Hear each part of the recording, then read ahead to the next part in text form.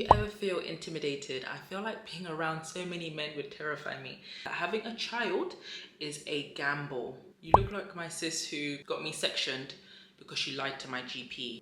Hello, and welcome back to my channel. My name is Dr. Jessica Katanga, and in today's video, we are going to be recapping the last 6 months of my psychiatry residency on an acute male inpatient psych ward. You guys asked some really cool questions on my Instagram stories, so let's get right into it. The first two questions are very cute. It says, how are you? How are you doing? Thank you for asking this. Yeah, I'm doing well, thank you. With this job, there's been some tough moments, which we'll get into later on, but overall, I'm so happy with my job. I love it, and I'm so passionate about it, so I'm happy. And is it a specialty you're considering pursuing? So I am pursuing it. So I am a CT1, that's the first year of core training or first year of psychiatry residency in the UK. So you do 3 years of core training where you swap every 6 months to different specialties, subspecialties of psychiatry. And then the next 3 years, you've chosen your subspecialty and you continue that, and then you become a consultant. For the MSRA, how many times did you go around past medicine? So MSRA is the exam to get into psychiatry. It's the exam used for psychiatry, radiology, surgery. I didn't use past medicine, I used past med, and I just went through it like once. And then the specialty thing, so like ophthalm, peds, O&G, I went through them twice, just up to like final year level. So if you did well in finals, you should do well in the MSRA. If you didn't do well in finals, then yeah, put more effort into it. But just repeat the questions again and again. What do you think are the main reasons people end up on the ward? Okay, so drugs.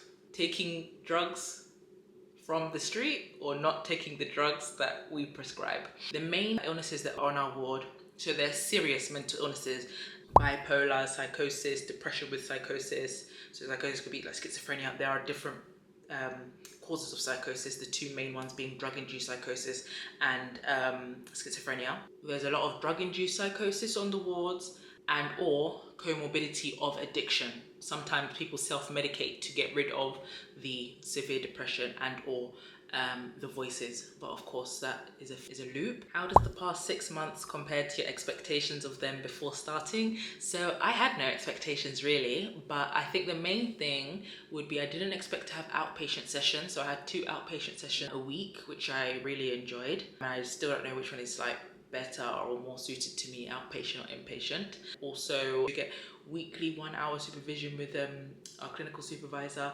Then we get teaching on Thursdays. Then we have like postgraduate teaching on Friday afternoons for like 2 hours.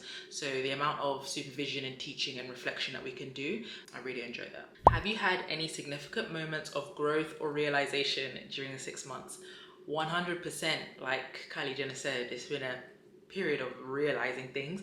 I'll say 2 things that I've realized, and then maybe something or some things that I'm still in the process of realizing. The first thing that I've realized is that having a child is a gamble. A lot of times you only think about like, oh, did you have a healthy baby? However, unfortunately, schizophrenia can take anybody at any time, and the most common first presentation of schizophrenia, like the textbook example, is 19-year-old male just gone to uni and then now developed psychosis. Yeah, that's what I saw on the wards. You know, this illness just takes them and they just change. There was only a few moments where I get quite emotional with patients, and I think it's when there's child-parent thing that really does break my heart. And then number 2 is the social determinants of health. So obviously, as we know, biopsychosocial disease is made up of biological, psychological, and social determinants or factors. And in psychiatry, you really see that. A lot of the patients on the wards more likely to be from the global ethnic majority, so black and brown, more likely to be refugees, more likely to be homeless, more likely to be unemployed, people more likely to be on the fringes of society. And it can be that they've always had something that has caused them to not be able to integrate into mainstream society, and or the illness itself causes a social downward drift. So first episode, kind of like your lifespan, or let's say your life quality, is that downward social drift. So somebody's might lose family, turn to drugs, keep relapsing, get institutionalized in hospital. So It's what comes first in terms of the chicken and the egg with social determinants of health. So much social politics that goes into psychiatry, and I'll address that later on in terms of, do we actually address those issues or do we just stick plasters over it? Things that I'm still realizing is responsibility. What responsibility lies with patients? What responsibility lies with us? What responsibility lies with society? How responsible is somebody for their own life? Psychiatry, again, is a minefield of ethics and philosophy and things. And there was one podcast that I was listening to the other day and about responsibility by the Royal College of Psychiatry, and it was amazing. And the main thing, and it was a patient, a doctor, a clinical manager, or clinical director of the hospital, and I think a lawyer as well. One of the things, even though there was so much things, I could make a whole video about responsibility, but the patient said responsibility often leads to blame and shame. So that made me just reflect in terms of, do some people cower away from responsibility because we're saying responsibility, but in the substitute of another word there being blame and shame. I'm about to do my med school rotation on psych and have no idea what to expect. Well, firstly, congratulations. Please comment below what year you're in, but I'm gonna assume you're in 4th year because that's when you usually do psych placements. And I would say with psychiatry, expect the unexpected. I wish every member of the public could just spend a day on a psych ward or something, or on one of my on-calls, because what you go from one thing to another, like what you see is so broad, in my opinion, exciting and mentally stimulating. So expect to go around the different specialties in your med school rotation, a flavor of the older psych wards, you'll get a flavor of the general adult wards, eating disorders, forensic psych. You might get a little bit of flavor of that, maybe a bit of liaison psychiatry. And one big tip I would give is make sure that when you are on the ward, try to talk to the patients. When you do your OSCEs, it's very obvious who has practice actually talking to patients and who's not. And that bedside manner and being able to talk to patients is even more so apparent with psych, because with psych there are questions you have to ask and you might know that in your head, but actually asking that, what words do you use? How do you ask how much alcohol somebody's been drinking? How do you ask how did they actually want to take their life? How do you ask somebody whether they're hearing or seeing things that other people aren't? Those are awkward questions. So if you can I would say use your time on the wards to try to ask those awkward questions. And also a tip that I always do with my placements is, like, if I see a case there of like bipolar that day, then that evening I'll make sure to go home and read everything on bipolar so that it sticks. I always put a disease to a person kind of thing to make it stick in my head. But you've got this. So if at any point it's too sad or triggering, then make sure you just let your seniors know. You look like my sis who got me sectioned because she lied to my GP. Firstly, sorry to hear that you were sectioned. That must be a very scary and confusing thing. The legalities of psychiatry is something that we try not to take lightly at all, because it is an infringement on people's freedoms. And that's another unique thing about psychiatry is, I think, with medicine and surgery in general, when people come to you as a doctor, they don't want to be there because they're unwell. So people are coming to you when they're unwell, but for the most part, people are grateful and willing to cooperate because they want to get better. But with psychiatry, the nature of the illnesses are that a lot of the times the patient in front of you doesn't have insight into the fact that they're unwell, and that causes a whole plethora of things, the legality side of it, as we've just said, and also the communication side of it as well, and the toll that it takes on the patient and on yourself.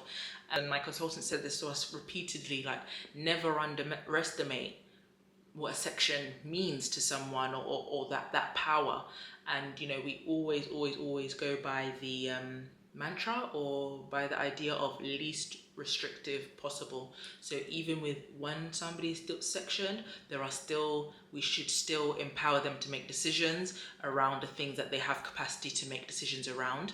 And we're always looking to honor their freedom as much as possible, even within a restrictive setting. If you ever feel intimidated, I feel like being around so many men would terrify me.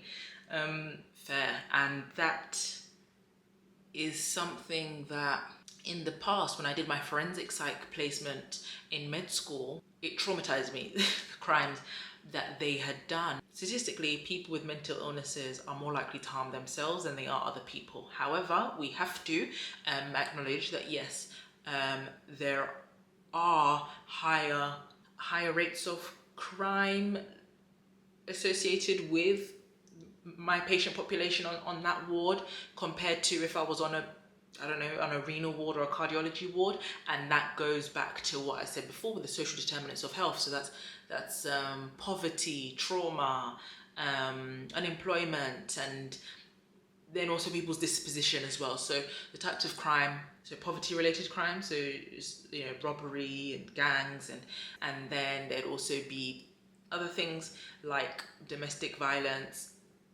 PDF files, people on the S offenders register. And somehow, I don't know whether I just compartmentalize it or I've just kind of a little bit grown up. Like as a doctor, I think sometimes we focus so much on scientific skills or the prescribing skills, like those hard skills that you're developing. But I know that over the years, you're also developing soft skills. So whether the soft skills that I'm developing from when I was in med school to then now, where I'm able to build rapport, treat and things, I don't know what that character trait is that I've developed. Is that empathy? Is that just getting on with things? Truly comment below, because I don't have the words for it at the moment. All in all, no, I wasn't that intimidated. There was only one time that I was intimidated, and that was because one of the patients attacked the consultant whilst we was all in the room. And also have to say that as doctors work away in our offices, we don't get it's the nurses that are and HCAs that are really alongside the patients, so they do also get a bit more of the brunt of the violence. And now we'll end with these two questions. So one side is, how are male psychiatric patients failed from your experience? What is not helping? And what's the system doing that's effective and can keep doing for male psychiatric patients? It's not so helpful, or what am I a bit still confused on? Addiction was a comorbidity for a lot of my patients, and naturally on an acute inpatient ward, when we're giving you medications for your illness, then drugs obviously don't help your illness, and then you take drugs and then you undo the work. Or for the depressed patients, like if we're seeing a response to antidepressants and then you go and drink when you go and leave, it's like we're not working together here, so therefore this day is not therapeutic for you anymore. So it felt a bit harsh at times. They are referred to addiction services in the community. I think maybe it's because I don't know enough about addiction yet. I hope that I do get an addiction job at some point in my residency. But one of the four ethical pillars is autonomy. So patients are allowed to make decisions for themselves, even if we think they're unwise. And you always just learn that autonomy. But psychiatry, and especially addiction, teaches you that people are allowed to make decisions for themselves that seem unwise. And where does one draw the line? And it goes again with the responsibility and things. So I don't have the answers, so And then also a practical thing, I think another thing that is not helpful is when we have to interrupt their sleep. Naturally, people are high risk, so we might have to keep them on certain observations every 10 minutes, every 15 minutes or something.